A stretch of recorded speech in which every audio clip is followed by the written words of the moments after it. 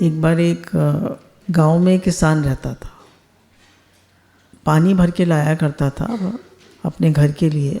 पास में एक वो था, नदी थी।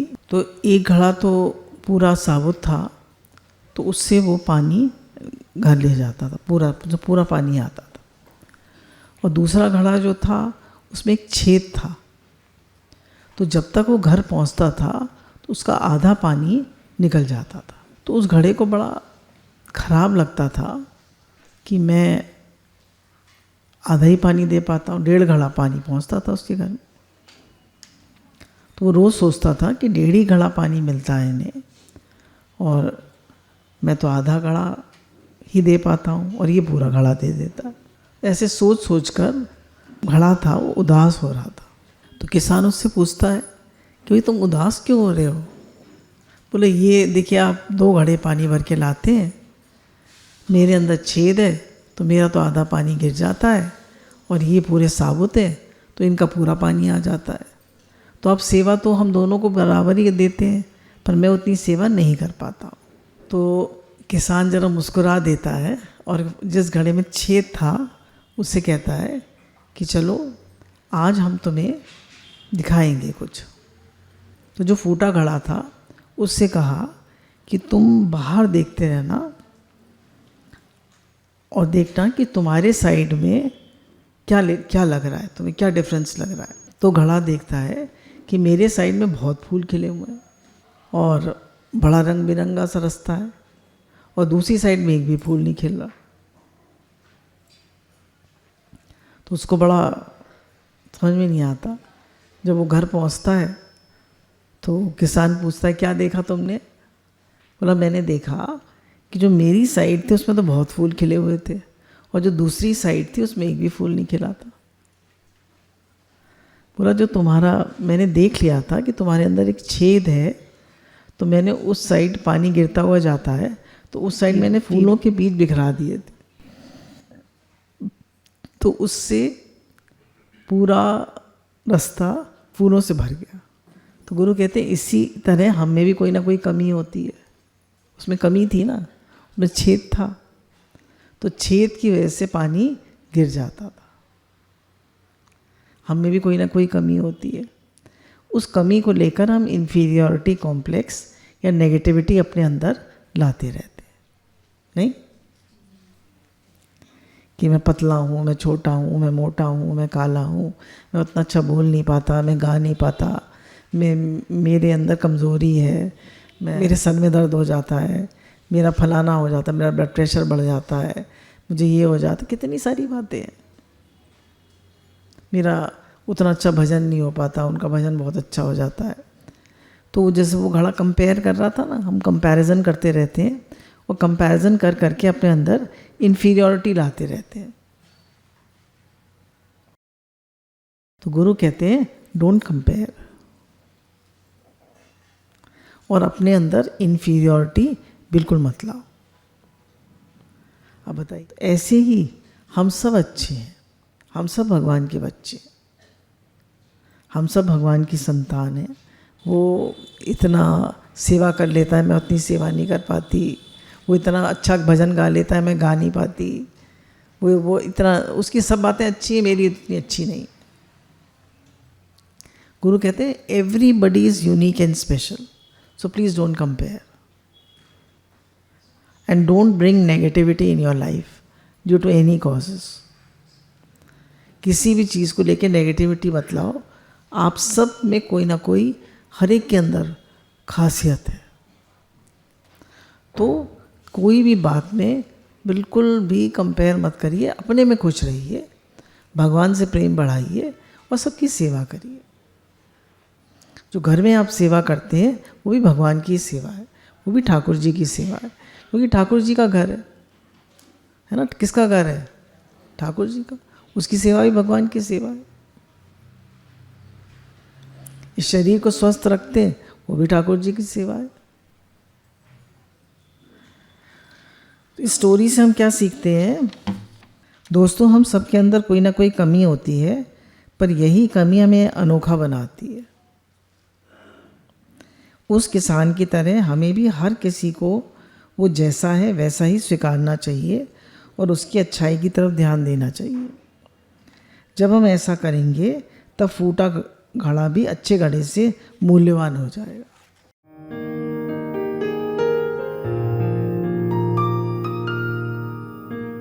एक गांव में धर्मदास नामक एक व्यक्ति रहता था। धर्मदास जो था बड़ा कंजूस था, बहुत ही कंजूस। कंजूस मक्खी चूस। कैसा कंजूस? मक्खी चूस। मक्खी भी गिर जाए चाय में तो चूस के फेंक दे। एक दिन उसके यहाँ एक महात्मा जी आ गए तो उसने आधी रोटी दी। बोले मैं तो पूरी रोटी लेके जाऊंगा। कंजूस था, उसने पूरी रोटी तो मैं दूंगा नहीं। तो रात भर खड़े रहे, वहीं खड़े रहे पूरे दिन पूरी रात। तो उसने कहा अगर खड़े खड़े महात्मा मर गए तो मुझे बहुत मेरी बदनामी होगी और मुझे बहुत दोष लगेगा। तो उन्होंने कहा महात्मा जी क्या चाहिए, मैं आपको भरपेट खाना खिलाऊंगा, आप खाना खा के चले जाओ यहाँ से। बोला मैं भरपेट खाने से नहीं मानूंगा। तो बोले फिर कैसे मानोगे? बोले एक कुआं खुदवाना पड़ेगा। बोला अच्छा। बोला वो तो मैं खुदवाऊंगा। खैर बड़ी मुश्किल से पूरे दिन फिर खड़ा रहा, पूरी रात फिर खड़ा रहा। तो फिर उन्होंने देखा सेठ जी ने, वो तो खड़ा हुआ है और मर गया तो मेरी तो बड़ी बदनामी हुई, कितना पाप लगेगा मुझे। तो कहता है कि दूसरे दिन कि सेठ जी मैं कुआं खुदवा दूंगा। बोला अब मैं ऐसे नहीं मानूंगा, मैं 2 कुएं खुदवाऊंगा। वो भी होशियार था। बोले इनकी तो डिमांड बढ़ती जा रही है। बोला अच्छा ठीक है। उसने कहा वो कंजूस था पर बेवकूफ़ नहीं था। बोला अच्छा ठीक है, मैं 2 कुएं खुदवा दूँ। तो उसने 2 कुएं खुदवा दी। महात्मा जी ने कहा कि एक कुएं में से तो पूरा गांव पानी पिएगा और तुम भी ले लेना, और एक जो है हाँ उसका ढक्कन मैं टाइट बंद कर जा रहा हूँ, इसमें से कोई पानी नहीं पिएगा। मैं 1 साल बाद आऊँगा, मैं तीर्थ यात्रा के लिए जा रहा हूँ, तब 1 साल बाद फिर हम देखेंगे। उस कुएं में सब लोग पानी पीते, सेठ जी भी पीते और सब लोग खूब दुआ देते, महात्मा जी को भी और सेठ जी को। सब लोग बड़े खुश। गांव में कोई कुआं नहीं था, अच्छा कुआं नहीं था। 1 साल बाद महात्मा जी आए तो उन्होंने वो कुआं जो वो बंद कर गए थे वो खुलवाया, तो वो कुआं सूख चुका था। वो कुआं सूख चुका था और जिस कुएं में से लोग पानी पी रहे थे उसका पानी बढ़ चुका था। बोलिए सद्गुरुदेव भगवान की जय। तो महात्मा जी ने कहा कि जब हम देते हैं तो हर चीज़ बढ़ती है, चाहे वो दुआएं हो, चाहे वो धन हो, चाहे वो प्रेम हो। और जब हम रख के बैठ जाते हैं तो हर चीज़ घटती है। इस कुएं को हम बंद कर गए थे तो दिया नहीं इसने कुछ भी, तो या तो ये सड़ जाता या ये सूख जाता। देखिए पहले होता था बड़ा परिवार, फिर आया मैं और मेरा, हम 2 हमारे 2, और अब क्या आ गया है? सिर्फ मैं। पहले था मी एंड माइन, अब क्या आ गया है? सिर्फ मैं। घर की लेडी क्या होगी? मैं और मेरा करियर, मेरी नौकरी, मेरी सेल्फ इमेज, मैं बस। उसको ना तो पति का ख्याल है, चलो बच्चों का तो फिर भी ख्याल कर ले, पति का तो ख्याल ही नहीं, किसी का ख्याल नहीं है उसे। सिर्फ मैं और मेरी नौकरी, मैं अच्छा करूं, मैं अच्छा दिखूं, मैं अपनी जॉब कर लूं, मैं अपना जिम कर लूं, मैं अपने को मैनेज कर लूं। बोलेगी अच्छे से, भाषा अच्छी होगी, पर हर चीज़ सीमित होती जा रही है। Ego centred. देखिए जितना आप ईगो सेंटर्ड होंगे, उतना आत्मिक तौर पे आपकी बैटरी डिस्चार्ज होगी, और जितना ईगो लेस होंगे, आपके अंदर दैन्य होगा, उतना आप आत्मिक तौर से महान होंगे। आजकल क्या है, ईगो कितना बढ़ गया है। बच्चे माता पिता की बात नहीं सुनना चाहते तो उनके बच्चे उनकी बात नहीं सुनना चाहते। तो क्या है कि जितना हम ईगो सेंटर्ड होंगे उतनी हमारी लाइफ जो है वो हमको दुखी करेगी। तो गुरु ने कहा कि करेंसीज इज करर, करर मीन्स करेंट। जैसे करेंट जो होता है वो फ्लो करता रहता है, ऐसे ही जो पैसा है अगर फ्लो करता रहेगा तो बढ़ेगा। और आप उसको सीमित करके रखेंगे, मतलब अपने में वो करके रखेंगे, देंगे नहीं किसी को, तो क्या होगा, वो कम होता जाएगा। जो खा लिया वो अंग लगा, जो रख लिया वो जंग लगा, और जो दे दिया वो संग लगा। तो हम देना ही नहीं चाहते। चलिए पैसा नहीं देना चाहते, प्रेम तो दे सकते हैं, सम्मान दे सकते हैं। दूसरे को सम्मान देने में कितना दम लगता है, तारीफ करने में कितना दम लगता है, दूसरों के बारे में सोचने में कितना दम लगता है। हमारा दिल, हमारा मन बहुत छोटा होता जा रहा है। तो गुरु कहते हैं कि सबके लिए सोचो, और जितना हम सत्संग सबको देते हैं हमारा ज्ञान बढ़ता है। जितना हम, जैसे स्वामी राम सुखदास जी कहते हैं, जब आप भजन करते हैं, नाम जप करते हैं, जब आप भगवान में मन लगाते हैं, तो जो आपके अंदर से पॉजिटिविटी आती है, जो प्रेम आता है, वो आपको ही शीतलता नहीं देता, वो पूरी दुनिया को शीतलता देता है। आपकी हाई वाइब्रेशनल एनर्जी जो है वो सब तक पहुंचती है। और अगर आप नेगेटिव हैं, चिंताग्रस्त हैं, परेशान हैं, ज़्यादा नेगेटिव है, तो आपकी नेगेटिविटी आपके घर को भी वो करती है, असर करती है, और पूरी दुनिया को असर करती है।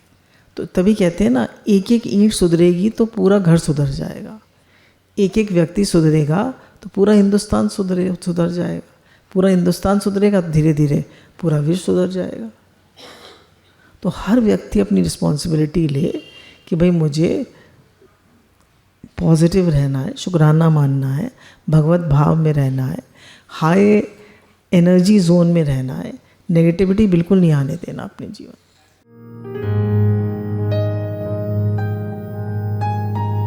एक राजा जो था उसको मूर्तियाँ बहुत पसंद थी। तो मूर्तियाँ जो थी वो 3 मूर्तियाँ, उसका बहुत बड़ा कलेक्शन था मूर्तियों का। उसमें जो 3 मूर्तियाँ थीं वो उसको बहुत प्रिय थी। तो एक बार उस आदमी से जो सफाई करा करता था उससे एक मूर्ति टूट गई। तो राजा कहता है कि उसको बहुत गुस्सा आ जाता है, उसको बहुत प्रिय थी वो मूर्ति, वो उसको मृत्युदंड दे देता है। तो वो आदमी जो है उसको लगता है भाई आप बड़ी पोजीशन पे आप कुछ भी कर सकते हैं, तो वो 3 मूर्तियाँ तोड़ देता है जो राजा को पसंद थी। तो लोग कहते हैं कि ये तुमने 3 मूर्तियाँ क्यों तोड़ दी? बोला अगर मृत्युदंड मिलेगा तो मुझे ही एक बार मिलेगा, और 3 तोड़ दी तो 3 बार थोड़ा मुझे मृत्युदंड मिलेगा। तो मैंने एक बार मृत्युदंड से अपने मृत्युदंड से 2 लोगों को बचा ली। अच्छा किया बुरा किया? तो उसने कहा, सेठ जी ने पूछा कि जब मैंने तुम्हें मृत्युदंड दिया तो तुम्हारे चेहरे पे कोई वो नहीं हुआ, कोई ज़्यादा असर नहीं आया, और कोई ज़्यादा तुम परेशान नहीं हुए, टेंशन नहीं करी, कोई तुम्हें कोई एंग्जाइटी नहीं हुई, कुछ नहीं हुआ। कहता है आपसे पहले मैं, राजा के यहाँ से पहले मैं एक सेठ जी के यहाँ काम करता था। तो सेठ जी मुझे बहुत मेरा ध्यान रखते थे। एक दिन उन्होंने एक ककड़ी खाई, वो थोड़ी कड़वी थी, उन्होंने मुझे दे दी। तो मैंने पूरी ककड़ी चबा चबा के खा ली। पूछा कैसी? मैंने कहा बहुत मीठी है। ककड़ी तो जहर कड़वी थी, तुम कह रहे हो मीठी थी। बोले आप रोज़ मीठे फल खिलाते हैं, एक दिन कड़वी खिला दी तो क्या हो गया? तो बताया अगर एक दिन कुछ कड़वा दे भी दिया तो स्वीकार करने में क्या हर्ज है? हमारे जीवन में हर समय अनुकूलता रहती है, प्रतिकूलता रहती है? अनुकूलता रहती, दोनों नहीं रहती। 80% अनुकूलता रहती, केवल 20% प्रतिकूलता आती। यस और नो? हर समय सर में दर्द रहता है, हर समय पेट में दर्द रहता है, हर समय पैसे का नुकसान रहता है, हर समय घर वाले उल्टा चलते हैं? बोलिए, नहीं। मुश्किल से 10 या 20% प्रतिकूलता रहती है। और हमारी दृष्टि किस पे रहती है? प्रतिकूलता। ईश्वर ने इतनी सुख संपदा दी है, कभी कोई कटु अनुदान भी दे दिया तो उसकी सद्भावना पर संदेह नहीं करना चाहिए। अगर कोई विपरीत परिस्थिति आ गई, कोई चीज़ हमारे अनुकूल नहीं हुई, कोई थोड़ी ऑपोजिट बात आ गई, तो हमें उसका भी शुक्राना मानना चाहिए। क्योंकि भगवान हमारे कर्मों का हिसाब किताब कैसे पूरा कर रहे हैं हमें क्या पता। वो तो बहुत कम में काट रहे हैं हमारे कर्मों को, इसलिए बहुत शुक्राना मानना चाहिए और कहना चाहिए भगवान आप तो बहुत मेरे पता नहीं कैसे कैसे कर्म है, आप तो मेरे कर्मों को बहुत कम में काट रहे हैं। और जब आप शुक्राना मानते हैं और ऐसा फील करते हैं कि मेरे कर्मों को आप बहुत कम में काट रहे हैं, तो आप बहुत रिलैक्स हो जाते हैं। और आपका मन जब रिलैक्स होता है, शुक्रानों में होता है, तो वो परिस्थिति भी बहुत आसानी से गुजर जाती है। तो इसलिए जो भी कुछ ईश्वर करता है वो अच्छा ही करता है, और कभी भी हमें परेशान नहीं होना चाहिए, दुखी नहीं होना चाहिए और स्ट्रेस नहीं लेना चाहिए।